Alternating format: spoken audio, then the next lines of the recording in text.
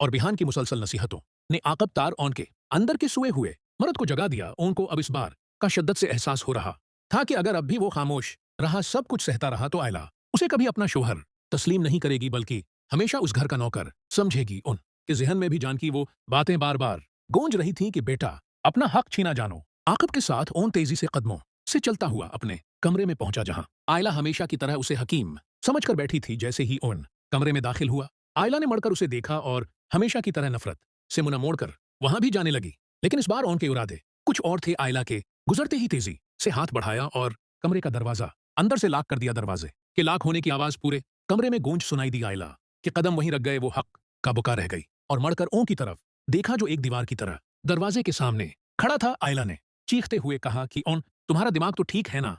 ये क्या बदतमीजी है? फौरन दरवाजा खोलो, मुझे यहां से जाना है। आयला की आवाज में गुस्से और गुस्सा, आयला की आवाज में गुस्सा और बेचैनी साफ महसूस हो रही थी। लेकिन इस बार ओन के चेहरे पर वो झुझक और कमजोरी नहीं थी जो आयला हमेशा देखती आई थी। वो पूरी मजबूती के साथ दरवाजे के सामने खड़ा रहा और गहरी नजरों से आयला को देखते हुए बोला, बस आयला, बहुत हो गया। आज तुम मेरी बात सुने बगैर उस कमरे से बाहर नहीं जाओगी। ओन की बदली हुई आवाज सुनकर आयला एक लम्हे के लिए हैरान रह गई। ये वही शख्स था जो हमेशा उसकी हर बात खामोशी से बर्दाश्त कर लेता था, मगर आज उसके लहजे में अजीब सा एतिमाद था। आयला गुस्से से बोली, तुम भूल रहे हो अपनी हैसियत। मुझे रास्ता दो, वरना अच्छा नहीं होगा। ओन ने एक कदम आगे बढ़ाते हुए जवाब दिया, मैं अपनी हैसियत अच्छी तरह जानता हूं। मैं उस घर का नौकर नहीं, तुम्हारा शोहर हूं, और आज पहली बार तुम्हें भी यह हकीकत माननी पड़ेगी। ये सुनते ही आयला के चेहरे का रंग बदल गया। उसने कभी सोचा भी नहीं था कि ओन इस तरह उसके सामने खड़ा हो जाएगा। इधर कमरे के बाहर जानकी और बिहान भी बेचैनी से एक दूसरे को देख रहे थे। दोनों जानते थे कि आज ओन अपनी जिंदगी का सबसे बड़ा फैसला करने जा रहा है। कमरे के अंदर आयला ने दोबारा दरवाजे की तरफ बढ़ने की कोशिश की, मगर ओन ने उसे रोक लिया और बोला, मैं तुम पर कोई जबरदस्ती नहीं करना चाहता, लेकिन तुम्हें यह समझना होगा कि रिश्ता सिर्फ नाम का नहीं होता। मैंने हमेशा तुम्हारी इज्जत की, तुम्हारी हर तल्ख बात बर्दाश्त की, मगर अब मैं खुद अपनी इज्जत खोना नहीं चाहता।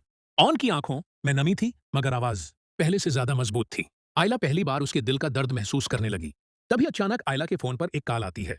फोन की स्क्रीन देखते ही उसके चेहरे के तासरात बदल जाते हैं। दूसरी तरफ वो शख्स था जिस पर आयला अंधा एतिमाद करती थी। लेकिन अगले ही लम्हे फोन पर ऐसी बात सुनने को मिलती है कि उसके पैरों तले जमीन निकल जाती है। आयला हैरत और सदमे से सिर्फ एक जुमला कह पाती है, क्या ये सब सच है? और ये सुनते ही उसके हाथ से मोबाइल जमीन पर गिर जाता है। ये कहते ही आयला के हाथ से मोबाइल जमीन पर गिर जाता है। उसके चेहरे पर हवाइयां उड़ रही थीं, जबकि आंखों में खौफ और हैरत साफ नजर आ रही थी। ऑन फौरन उसके करीब आया और परेशानी से बोला, आयला, क्या हुआ? किसका फोन था? मगर आयला जैसे सुन होने की हालत में